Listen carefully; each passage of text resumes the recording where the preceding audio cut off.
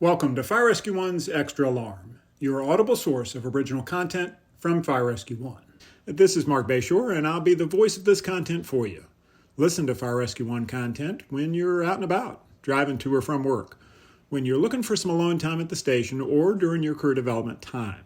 And yes, we should all set aside some time each week for learning opportunities. Make sure to listen to the end because I'll be sharing my insights on the topic as well. Let's get started. Mixed signals. Managing conflicting orders within the chain of command. The chain of command and issuance of orders can become complicated if all parties involved do not respect the system and its boundaries. That's the premise from Greg Rogers.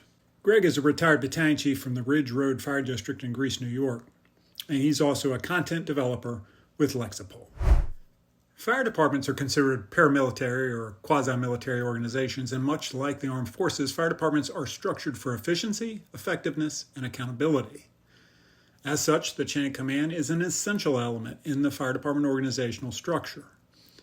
When understood by all parties and used correctly, this system improves communication, reduces confusion, and helps limit risk. But when misunderstood or misused, the chain of command can severely hamper a department's ability to function both on the fireground and in the station. If a department consisted solely of firefighters and a fire chief, the chain of command would be simple, one link. But this system would quickly fail because the chief's span of control would be exceeded, hence our setup of divisions, battalions, and companies. The structure may be simpler in smaller departments, but the concept remains the same. Everybody answers to somebody. This is accountability in its simplest sense.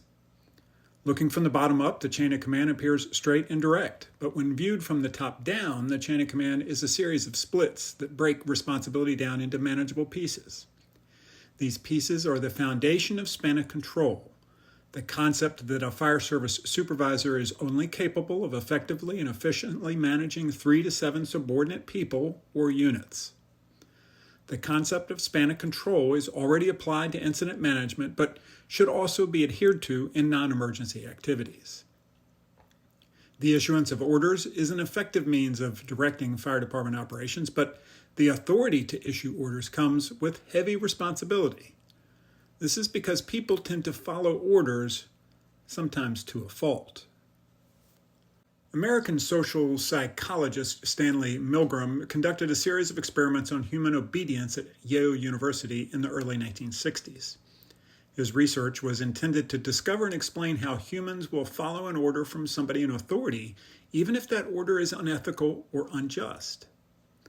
One study, dubbed the baseline study, found that all participants continued to follow orders to administer an electric shock to a test subject until 300 volts were delivered and the subject screamed. In the same study, 65% of participants continued delivering shocks until they believed they were delivering the maximum charge, 450 volts, despite the understanding that they were causing severe pain. It's worth noting that the test subjects and experimenter were role-playing and there was never an electric charge applied.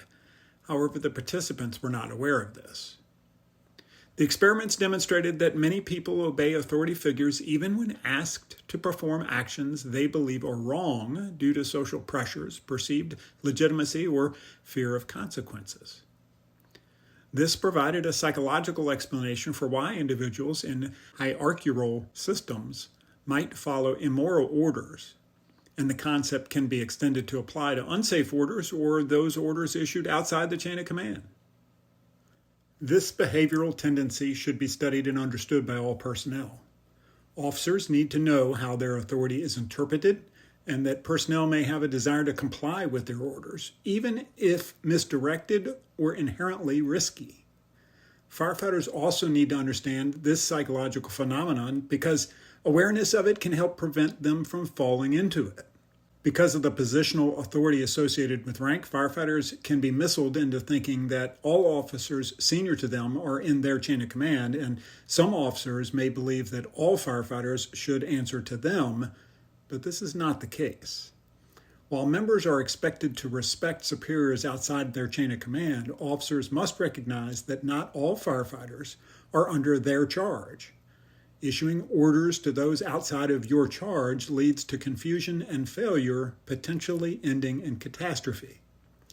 This is a form of mission creep or overreach, and it is counterproductive to effective operational initiatives. In simple terms, stay in your lane. While fire companies usually operate under the direct supervision of their company officers, there are many tasks that members must complete independently, e.g. operating apparatus on scene, connecting to a hydrant, or performing outside ventilation work. When a member is given an order by their officer, that order needs to be carried out to completion, whether the officer oversees it directly or not.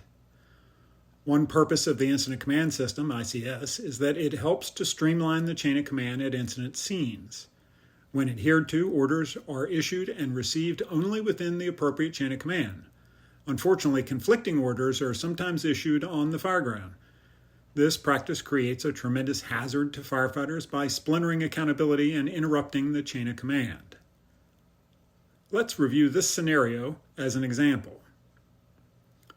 Firefighters are operating on the scene of a house fire. A firefighter from Truck 1 has been issued an order by their captain to place ground ladders on all sides of the structure while the captain and another firefighter go inside to search. It is not an uncommon practice for truck companies to split interior and exterior duties based on staffing constraints or incident needs. The firefighter places a ladder for egress on the A side of the house and heads back to the rig to retrieve another one when he's stopped by the captain from Engine 1, who tells him to help with stretching a second hose line from the engine because they're short-handed. Not wanting to disobey the engine company captain, the Truck 1 firefighter helps get the hand line into position. As this is happening, the conditions inside the building suddenly change, requiring all firefighters to evacuate. The fire causes a stairway collapse, trapping the truck company captain and firefighter on the second floor. The captain locates a window and opens it, hoping to find a ladder. But the ladder isn't there. It was never placed because the firefighter was given a subsequent order by an officer outside of his chain of command, and he followed it. Now there are firefighters trapped on the upper floor of a burning building, and they need to resort to bailout methods to safely escape. Conflicting orders are issued more often than they should be in our business. On the one hand, firefighters choosing to follow a conflicting order illustrates the desire to get the job done and to help each other out. On the other hand, it can lead to disastrous situations and, quite frankly, cannot be tolerated. Officers should exercise care when asking for help from firefighters who aren't assigned to them. There may be times when this practice is acceptable, but those situations should be a rare exception. The chain of command and issuance of orders can become complicated if all parties involved do not respect the system and its boundaries. Yes, I said all parties, even the fire chief. It's understood that the fire chief is the ranking officer of the fire department and that their orders override those issued by other officers in the organization. But if you're a fire chief and you want your fires to go out, make sure your firefighters carry out the orders issued by their officers before changing the plan. Overriding orders not only leads to confusion, it also disempowers and marginalizes the other officers. It essentially says, your captain doesn't know what to do, so do what I tell you. So, how do we deal with conflicting orders? First, we need to understand that not all orders are lawful, nor are they valid if the person issuing them has no authority over the recipient. Sounds tricky, doesn't it? How does a firefighter handle such orders? Let's start with the conflicting order example from above. As uncomfortable as it may be to do so, the truck company firefighter needs to refuse the order. This isn't a disrespectful action, nor is it insubordinate, but it does need to be done as tactfully and clearly as possible.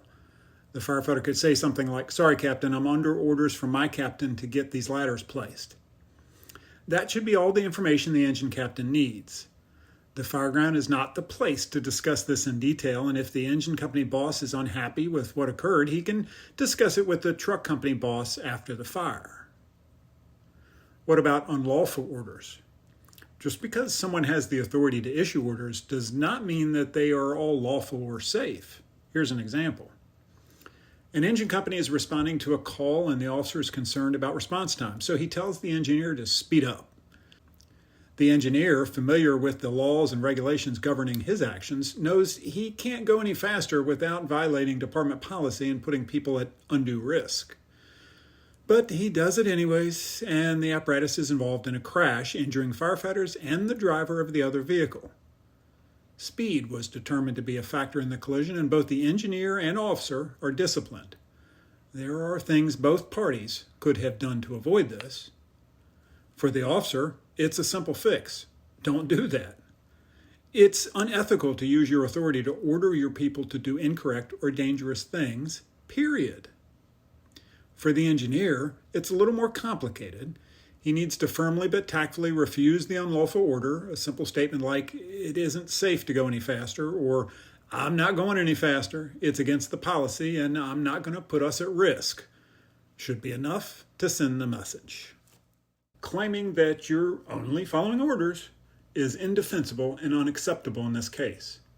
This is known as the Nuremberg defense, so named because Nazi soldiers used it while on trial at Nuremberg following World War II. It was also the initial basis of the Milgram experiments.